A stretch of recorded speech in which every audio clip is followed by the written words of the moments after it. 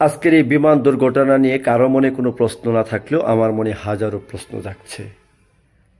কেন এই বিমানটি লোকালয়ে দুর্ঘটনার শিকার হতে হবে?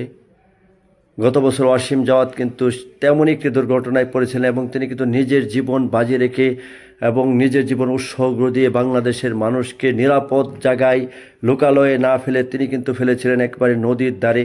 আজকে যে তৌকি তিনি কি শেষ কন্ট্রোল রুম থেকে তার কোনো যোগাযোগ পাওয়া হয়নি, তাই তিনি কি প্রশিক্ষণপ্রাপ্ত কোনো পাইলট ছিলেন কিনা, তিনি এইখানে মাইলস্টোন কলেজের উপরেই ফালতে হবে?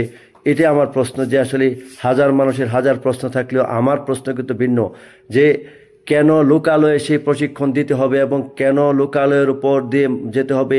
এই মাইলস্টোনের আজকে যে ছাত্রছাত্রীরা যেভাবে নিহত হয়েছেন এবং তারা কতজন নিহত হয়েছেন সঠিক তথ্য কিন্তু এখনো পায়নি বাংলাদেশের মানুষ। একটা বিষয় কিন্তু জানতে চাই, যে এখানে এতগুলো মানুষ মারা গেল, কেন এই বিমান উড্ডয়ন করলো সেই লোকালয়ের উপরে? সেটাই কিন্তু আমার প্রশ্ন আপনাদের কাছে।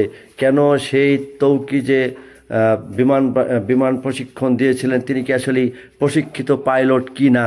এই প্রশ্নগুলোর জবাব কিন্তু আসলে আপনাদের দিতে হবে এবং এর দায়ভার কিন্তু বিমান বাহিনীকে নিতে হবে। সেটাই কিন্তু গার্জিয়ান যারা আছে তারা কিন্তু চাচ্ছে এই দায়ভারটা